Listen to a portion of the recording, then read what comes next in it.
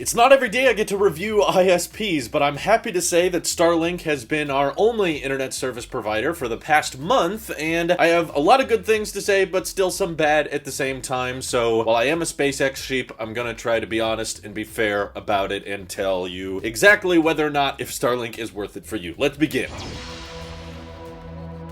Wanted to start off with the good because there's just so much of it and I didn't want to give off the impression that this is a bad ISP at all. So first of all, the setup is the most easy installation process I have ever seen with any internet service provider, okay? So when we needed Xfinity set up at our house, they had to send out a guy who had to hook up a certain cable, and they have to plug in a certain modem, and it has to plug in a different router, and they want to try to rent you their router, but I wanted to provide my own. And with other satellite internet services out there, you typically have to have a specialist show up and install the dish themselves and get it pointed in the exact right way. StarLink, I'm not exaggerating here, I was able to connect and get a signal only about 15 minutes after the package arrived, okay? I was refreshing the tracking info because I was super pumped to set it up, and the box arrived, I got my camera out, I recorded the unboxing video. Once I was done unboxing it, I put it outside, plugged it into the wall, and boom, only a few minutes after giving it power, I was able to set it up, set the password through the app, and actually get an internet signal off of it. And I cannot imagine another internet service in the future ever being so simple to install, especially considering the global coverage that StarLink is aiming for here. Basically, they can just ship you this giant box and you take the stuff out, put it outside, and have an instant internet connection. No part of the process really required any type of reading instructions, and the amazing thing about it is it doesn't really even matter what language you speak. Nothing in the box really specifically states things in a specific language, so they could essentially have shipped this exact same box to someone in Africa or someone in Germany, and as long as they had a way to plug it in to a power supply, they could have internet very, very quickly, which was insanely cool to see finally happen. The router is included, as is 100 feet of cable, so the upfront cost is a bit high. It's $588 after shipping and tax, so the actual price of the upfront purchase might be different depending on where you are, but an important thing to note is that $588 does include the first 30 days of service. So with another ISP, you would have to pay for installation costs or pay for the company to activate the service. There's no additional fees after that $588, and that includes the first 30 days. And if you're not happy with it, they do have a 30-day return window, so if you don't like it within the first 30 days, you can ship it all back and get a full refund. And I'm sure lots of people are wondering about the speed, which I must say has been better than what StarLink promised. So in case you're unaware, it is still technically in beta. They're calling it the better than nothing beta because obviously the StarLink constellation is not completely built out yet, but I have already noticed it getting better over time. So when we first installed it, I'll be honest, we weren't exactly sure we were going to go forward with it because first couple days the service was pretty bumpy. There were a lot of dropouts, which they did preface by saying in the beta period, do expect there to see brief periods of no connectivity at all. And there were times we would just be doing something as simple as watching a movie and the signal would drop and it would come back after a few seconds, but me and my wife were like, I don't know if we can live with having the movie buffer ever so often whenever we're watching stuff. And after just a couple of days of the satellite dish getting configured and finding the right satellites to connect to, we noticed the dropouts go away. We watch movies and TV shows every night and we don't experience any interruptions. And I can, of course, upload my YouTube videos as I need to, and both me and my wife work from home using the internet all the time, and we're watching YouTube as we're working, and there are still occasional dropouts. They haven't been gone completely, but they have definitely decreased in just the short month we've had the service. And StarLink says to expect speeds between 50 and 150 megabits per second, and of course that is supposed to improve over time as more satellites are added to the constellation. Elon Musk is saying to expect around 300 megabits per second by the end of the year. Some people on the StarLink subreddit have even posted 400 megabits already for certain people, and when I first installed it, I was getting around 100 megabits per second, which was pretty accurate to their claims, but as weeks went on, I started noticing it consistently go over 200 megabits per second. Upload speed started around 20 on average, but the important thing to remember with StarLink being satellite internet and the fact that the satellites are not geosynced with Earth's rotation, that means that the speeds you get vary a lot. So within the span of 1 minute, you can do several speed tests, and on the first speed test, you get like 70 down, and then on the next speed test, you get like over 200 down, and depending on what the connection is with the nearest satellite that your dish is connecting to, that will greatly impact your internet speed. So the goal over time is to get the satellites so plentiful and so covered of the earth that you'll be able to get gigabit speeds through StarLink. That is their end goal, but during the beta at least, it's safe to say you can get over 100 pretty consistently, and with upload speeds I've been noticing them on average increasing as well. It started off when we first installed it around 20, now it's pushing up more closer to 30 and surpassing 40 on occasion, but again, very volatile in the early periods. But I'm sure as it gets out of beta, the dropouts will drop down to nothing, the speeds will get much faster, and the fact that in the first 30 days I'm already noticing it get better is really encouraging, because SpaceX is constantly reusing rockets 8-9 times and also getting 60 satellites up per launch, and they have done not 1, not 2, not 3, but 4 StarLink launches since I installed the dish on my roof. Since you guys saw that unboxing video, they have sent up 240 StarLink satellites to join the constellation. So that's what they're able to do within a 30-day block. Imagine how fast and reliable the speeds are going to be a year from now. That's part of the reason, even though the speeds aren't as fast as Comcast and the monthly fee of $99 is a bit pricey, I'm willing to put up with it in the short term because I know that the service will progressively get better over time, and Comcast wasn't going to do that. In fact, their rates were slowly getting more expensive over time, whereas the speed was pretty much staying the same. It was not changing. I actually had satellite internet at my childhood house for a while because we kind of lived in a very rural area. Xfinity and adequate internet service was not available. There was only 1 or 2 satellites that traditional satellite internet could tap into, and that pretty much resulted in very, very slow speeds, like under 10 megabits per second, and also a big issue with that was cloud cover or rain would basically shut the internet entirely off. It was downright unusable if it was just an overcast day, so for that reason it wasn't really very feasible for us. But while that was a concern of mine with StarLink, and I was worried that once it got cloudy here and once it started raining maybe our service would get interrupted, I'm very happy to say it wasn't at all. In fact, with our day-to-day usage, I can report no noticeable difference in speed compared to when it is a perfectly sunny day or a super duper windy day, which we had a couple in the past month, and really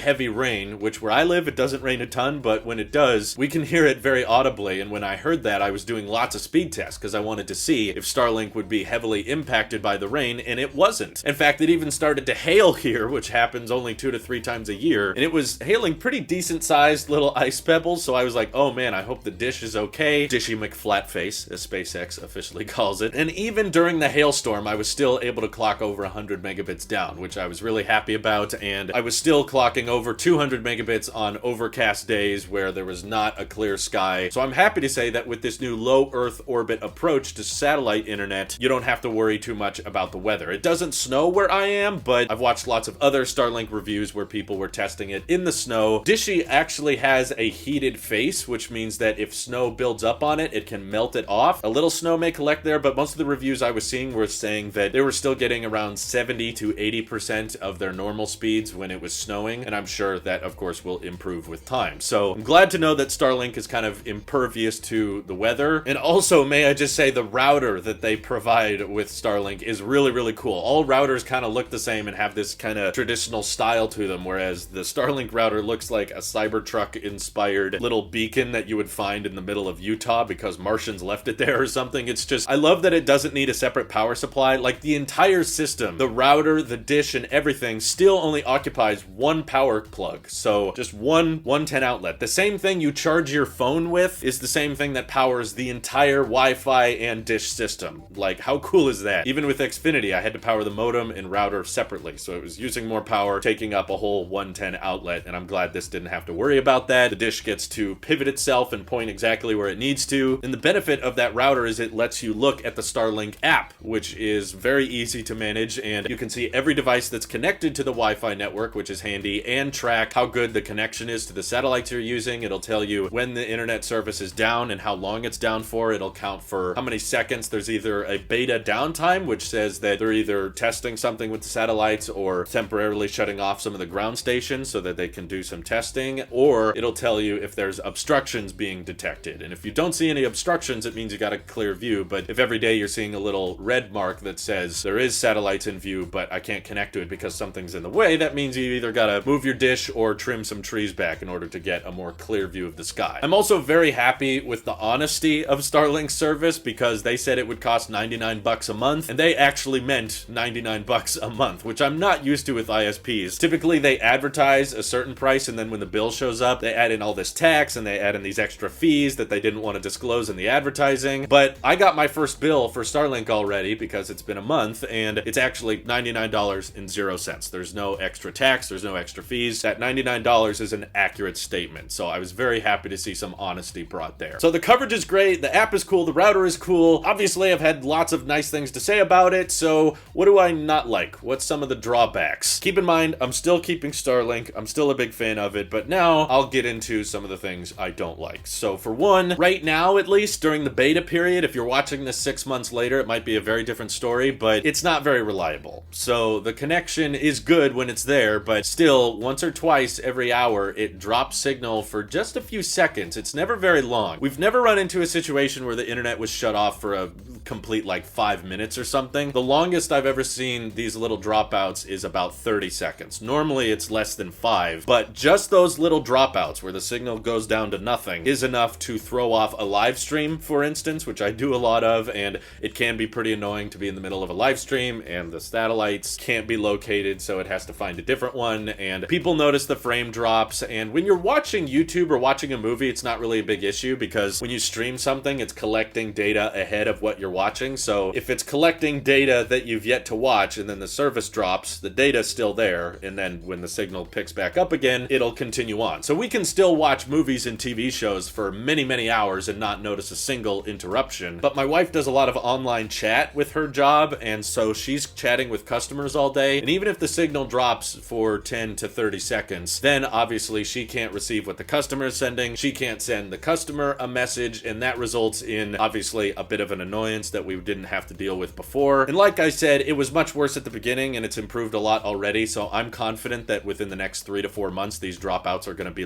non-existent. But the fact is they do exist, so if you're thinking about getting Starlink right now, today, that's something you should be wary of, is it's not super reliable. Another thing that kind of annoyed me about the $588 package we paid for it is it does include a little tripod that you can set it outside and let the dish connect and everything, but they don't include screws. In fact, that's a separate purchase they sell on their website for another 20 or 30 bucks. And I honestly feel like something that's clearly meant to be put on most people's roof, yeah, some people might use it on a different pole or something like that, but I think that because most people are going to be installing this on the top of their house, it would make sense to just include 3 basic little screws. Luckily, we had our own set of screws that fit, and we had little washers, so we bolted it down to our roof, and it didn't take very long. It was pretty easy, but I just feel like it feels kind of cheap to not throw in screws when you're dropping near $600 on an internet package like that. That, of course, feels very high, in my opinion, for a satellite dish. I know that there's other satellite internet out there, and most of the time they don't involve such a high upfront cost, but I get it. It's a futuristic dish. It's able to self-adjust, and it's very fancy. It can melt snow, and it's very cool looking. It's the cleanest looking dish I've ever seen, but it is kind of high on the upfront cost, and Starlink is supposed to be bringing internet to those who don't have adequate access to it, and that's a lot of rural America. But if they want to bring Starlink to more third world countries and places that don't really have a lot of disposable income, I think that $100 a month is a lot, and a $500 upfront fee is going to prevent Starlink from being obtainable to a lot of different demographics. So my hope over time is that they can find a way to reduce the price. Elon has said they want the price to be the same everywhere, but honestly, I feel like that's kind of a bad idea. I feel like in America, you can probably get away with $100 a month, but if you want to bring it to more demographics of places that don't have great internet service, you might want to work on getting the price a bit lower. Another kind of annoying thing about not so much the installation, which was pretty simple, but more the refinement of the Starlink process, as in embedding the cable into our house and drilling it into my office so I can have a direct Ethernet connection. The cable on the Starlink dish, I don't believe can be removed. From what I've seen, that cable has to stay on there, and it would have been a lot easier to route this cable to our house if we could just detach the cable from the dish, but it's stuck on there, and it's not really meant to come off. And the little Cat 6 cable that we had to feed into my office here has a very thick,